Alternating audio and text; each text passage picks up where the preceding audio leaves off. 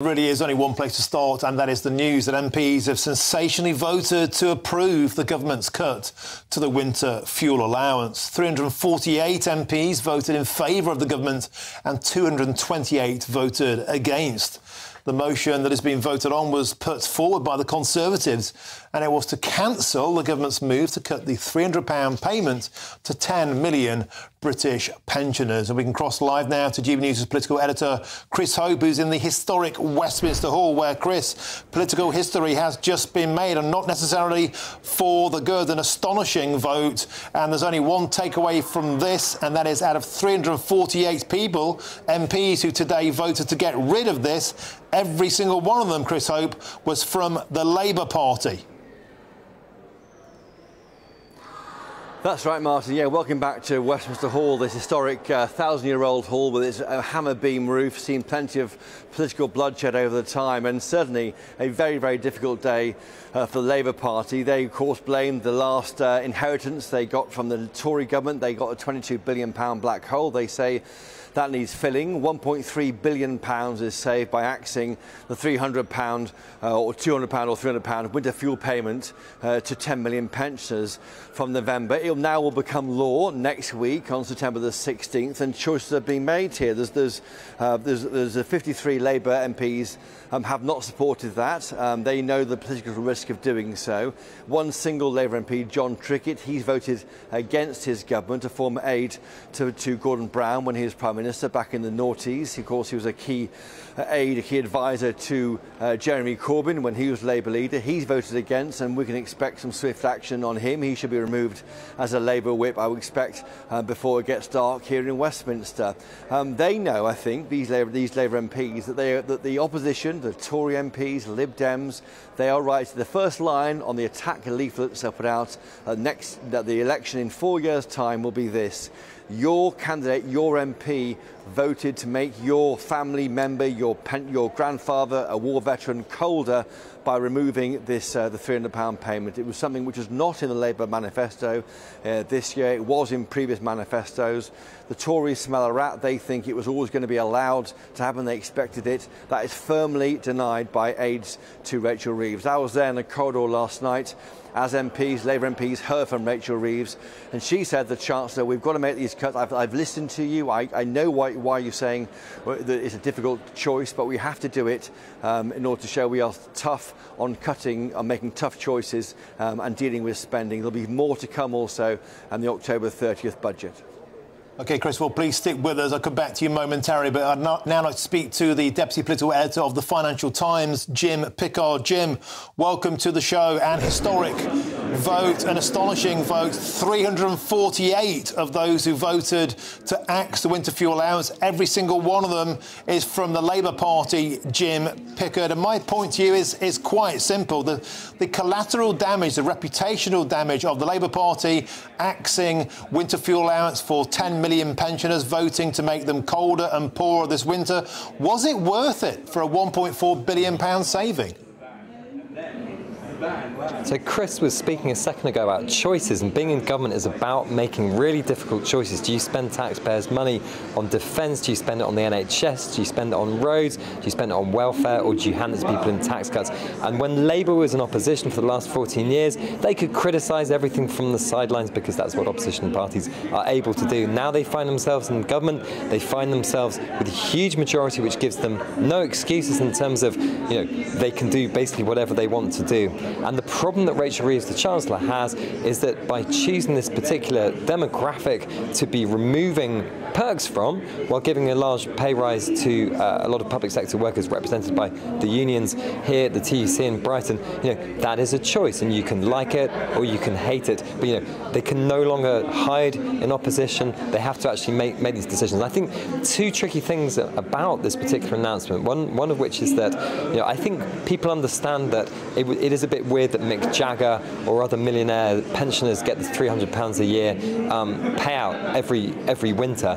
But the problem is, if you means test it, it's something that's very expensive and difficult for the government to do. So they've gone for this blanket approach, which removes it from the huge majority of pensioners, and the charities have said that this will hit quite a few people below the poverty line. That's the first problem with this policy.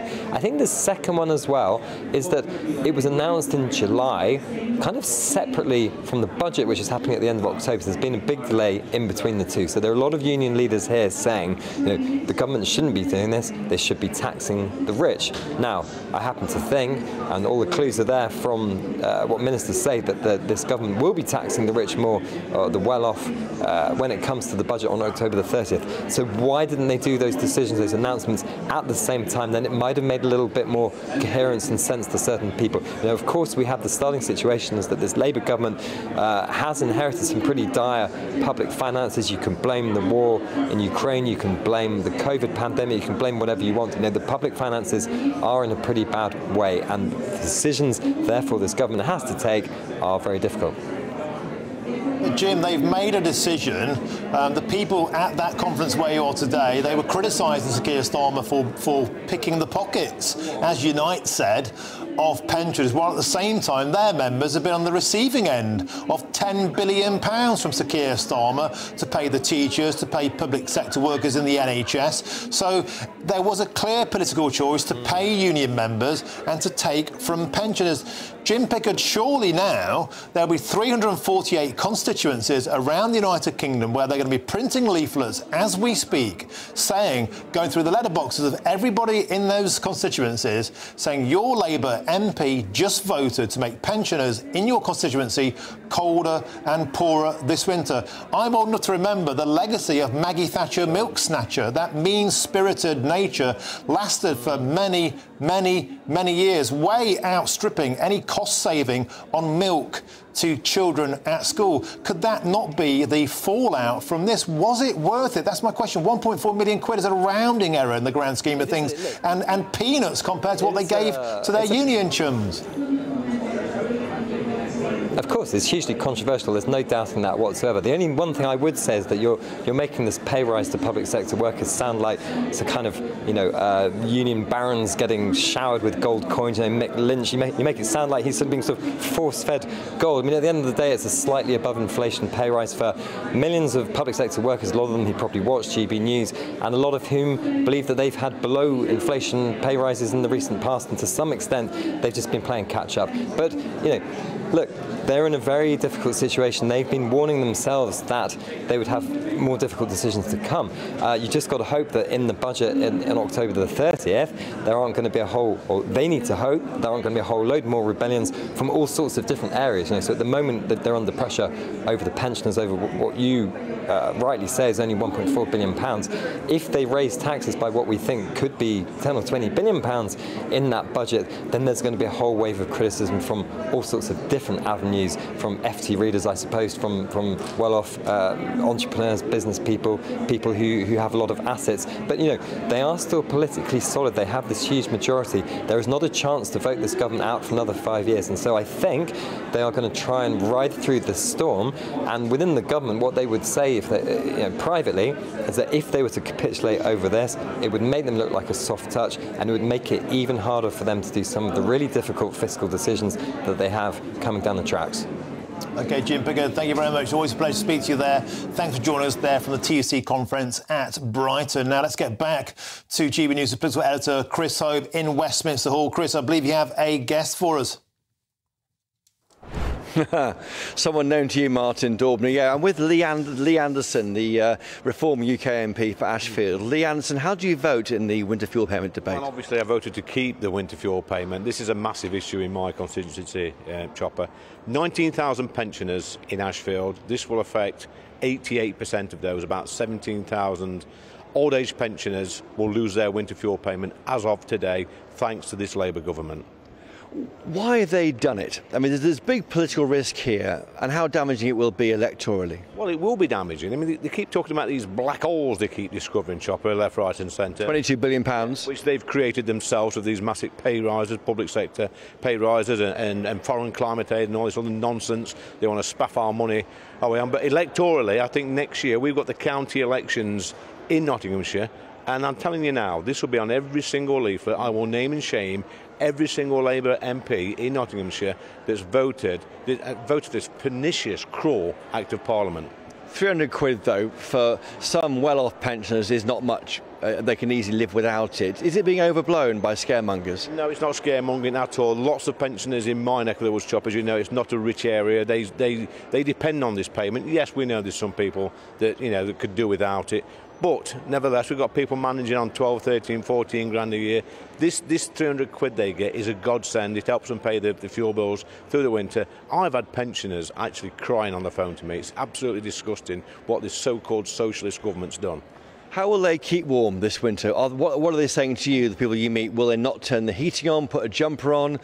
How will they keep warm? Look, Sir Keir Starmer, what a snake he is. He was telling people not long ago, a few years back, that old women were riding around on buses all day on the free bus pass to keep warm. What a load of nonsense that was. But you know what? It's come back to bite him, Chopper. But I guess they're going to have to cut back on stuff. We see it a lot. We've seen it a lot through COVID as well, where people would go around to each other's houses, and share the bills for the day, join clubs. And maybe, what Starmer said about people travelling on buses, maybe we'll see an explosion in bus travel. It's really serious. Do you think pensioners might die, might get cold? Because we know how winter tragically, we know how winter can affect old people. There has been some research saying that thousands will die if this benefit was removed in 2017. Labour commissioned that. Do you worry about that? Well, look, you're quite right, Chop. In 2017, Labour were banging on in this place, saying nearly 4,000 people would die as a consequence of cutting the winter fuel allowance. What's changed since then? Who knows? So is it a choice the government's making between economic growth and cutting the deficit and people's lives? People's lives, Lee Anderson. Yeah, it is. This economic growth they keep bleating on about, that's a load of nonsense. They haven't got a clue. Well, they say it's not. They say it's real and we need to deal with it. No, I tell you what they've done, Chopper. Let's be serious. What they've done today, they've been in that voting lobby and they have stolen £300 of millions of vulnerable pensioners. And quite frankly, they should be ashamed of themselves. They need to have a long, hard look at themselves in the mirror tonight and realise what they've done. Shameful. Disgusting, absolutely disgusting. What would you have done if you had been in power? What would you have cut? What would I have cut? I'd have cut the foreign climate aid and get that lunatic, that Ed Miliband, get him out of office because he's spaffing billions of pounds away, with his GB Energy, 8.5 million, 11.6 billion on foreign climate aid. He's a lunatic. He's the most dangerous man in Britain. He would definitely dispute that, and he would. All he wants, I tell you what, he's the biggest threat to pensioners in this country since COVID-19. Okay, Lee Anderson, thank you. That's Lee Anderson there, the former UK MP for Ashfield, with some tough words there for this government as it removes a £300 winter fuel benefit from 10 million pensioners. It'll go through next week. Well, it's all kicking off there in Westminster Hall. Thank you very much, Chris Hope and Lee Anderson. Of course, strong words, strong sentiment. A lot of people getting in touch with the show. Chris Hope also feel very, very similar. Of course, we have tough choices to make. But was this the correct choice to make? Now,